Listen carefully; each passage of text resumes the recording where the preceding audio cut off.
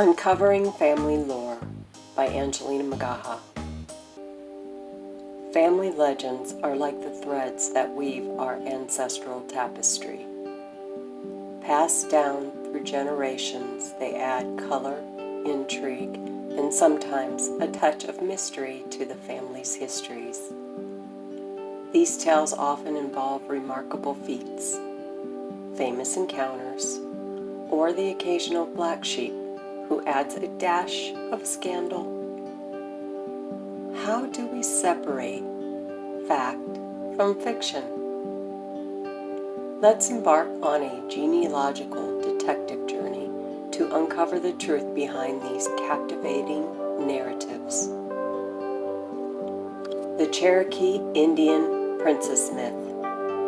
Almost every family seems to have a story about a Native American ancestry, often involving a Cherokee princess. The truth? Native American heritage is indeed common, but the princess part might be more myth than reality. The Cherokee tribe, with its diverse culture, intermarried widely. The myth of the princess could have risen due to prejudice, elevating the status of an Indian woman marrying a white man. Remember, any tale of Native American ancestry, especially Cherokee, might in itself be a legend. The Three Brothers Myth. It's always three brothers who migrated to America, never two or four. One might have been lost at sea, another heading north, or the third westward. But be cautious to this myth. Verify that there were indeed three brothers, not just three men with the same last name. Also consider additional siblings. Keep an eye out for sisters, because they often get left out of the narrative. And let's not forget the stowaway myth. The romantic notion of an ancestor sneaking aboard a ship as a stowaway rather than a paying passenger persists. While it adds intrigue, remember, the most immigrants were legitimate passengers. Investigate passenger lists and records to uncover the truth. Interview family members. Gather versions of the legends from different relatives and write that down. Review family records. Check Bibles, vital records, letters, diaries, and photos. Look for common threads related to the legend. Stay focused.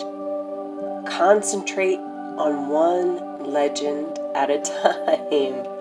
Avoid getting sidetracked by other family stories. Keep copies.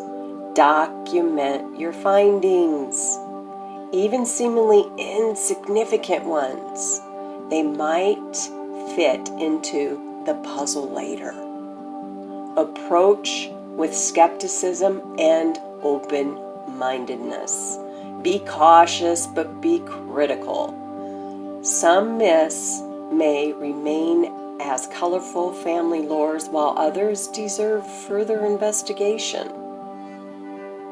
Check official records. Explore documents and like newspapers, other records, the internet, local family history centers, government agencies can also provide some very valuable information. Here's a great example of family lore in our lines.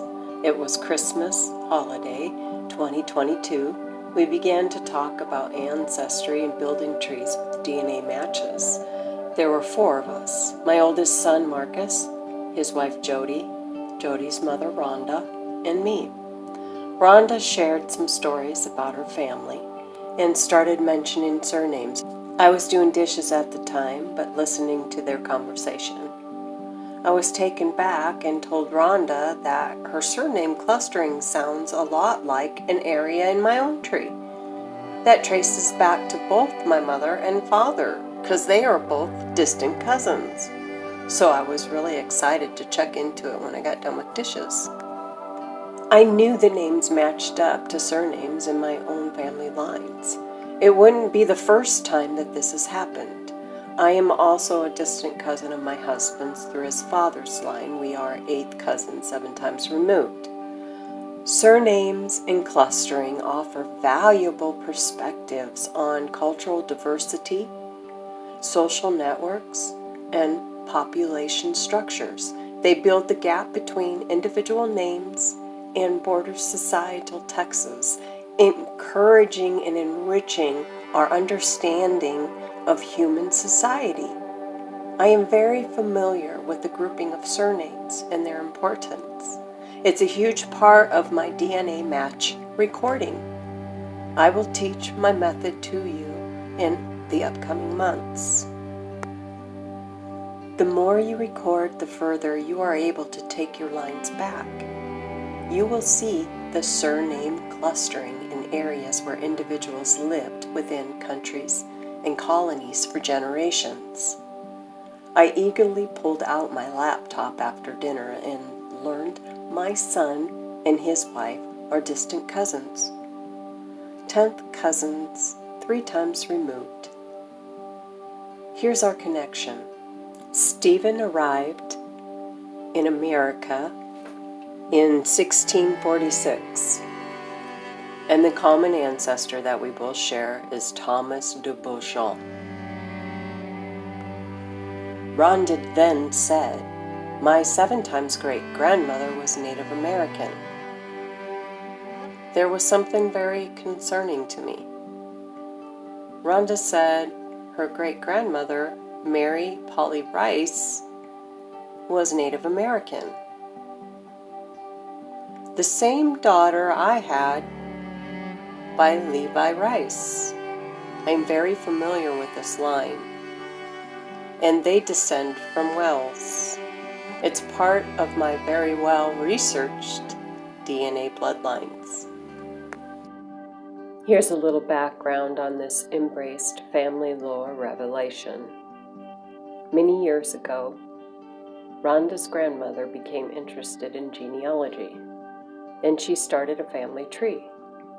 Researching, she came across a claim made by a member of the Flanders family. They claimed Jacob Flanders married a Native American woman named Mary Polly Rice. By the time the information was passed down by grandmother to her daughter, to her granddaughter, to her great-granddaughter, it has passed through 3 generations. The story has become a cherished part of their family tapestry. Later that night, I started to dig into these claims, and here's where I traced it back to. A Find a Grave posting for a Mary Rice Flanders. The posting was made by Sherry B.G.